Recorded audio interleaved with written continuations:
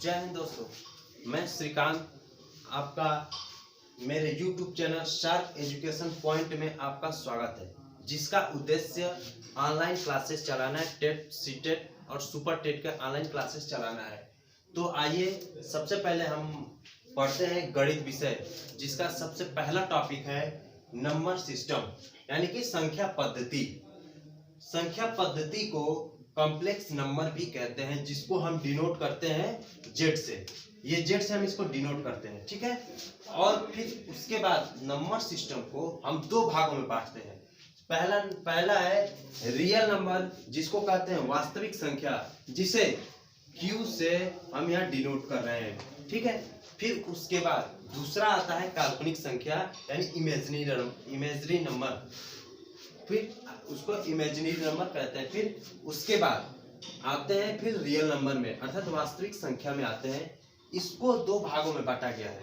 पहला है rational number और दूसरा है इरेशनल नंबर, यानी कि पहला है जिसको आई से डिनोट करते हैं और इरेशनल नंबर आई डैश से क्यू डैश से इसको डिनोट करते हैं, ठीक है। परिमेय संख्या और अपरिमेय संख्या। फिर उसके बाद परिमेय संख्या के फिर आते हैं, उसके बाद बढ़ते हैं। इसके एक भाग है, इसको इंटीजर यानी कि इंटीजर यानी कि इंटीजर को हम दो भागों में इसको देखते हैं। एक होता है पॉजिटिव इंटीजर और दूसरा होता है नेगेटिव इंटीजर, यानी कि एक धनात्मक और दूसरा है ऋणात्मक, यानी कि इसको कहते हैं पूर्ण संख्या, ठीक है। और फिर उसके बाद आइए इंटीजर नंबर के बाद आते हैं होल नंबर जिसको कहते हैं संपूर्ण संख्या। इसको हम डिनोट कर रहे हैं यहाँ W से, ठीक है, संपूर्ण संख्या। फिर संपूर्ण संख्या के बाद जब हम आगे बढ़ते हैं तो फिर आते हैं नेचुरल नंबर, यानी कि प्राकृतिक संख्याएं, जिसको हम डिनोट करते हैं N से, ठीक है। यानी कि natural number, whole number, integer number, rational number और फिर इसके दो भाग इरेशनल नंबर और फिर वापस आते हैं रियल नंबर और एक आगे इमेजिनरी नंबर और संख्या पद्धति।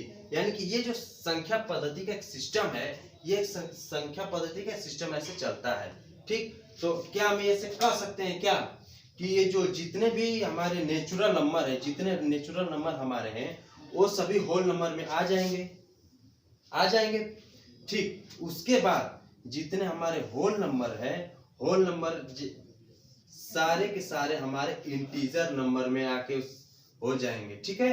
संपूर्ण संख्या अर्थात जो इंटीजर नंबर होता है पॉजिटिव और नेगेटिव, वो होता है होल नंबर में नहीं पूरा हो सकता, लेकिन जो पूरा होल नंबर है वो हमारा पूरा इंटीजर में आ जाएगा, ठीक है। उसके बाद सारे जो इंटीजर नंबर है, अर्थात जो पॉजिटिव और नेगेटिव, ये दोनों मिलाकर हमारा बनता है एक रेशनल नंबर, अर्थात परिमेय संख्या, ठीक है, परिमेय संख्या। उसके बाद एक आता है एक अपरिमेय संख्या, अर्थात हम ये कह सकते हैं कि परिमेय संख्या और अपरिमेय संख्या दोनों मिलाकर बनती है क्या, रियल नंबर, यानी कि वास्तविक संख्या।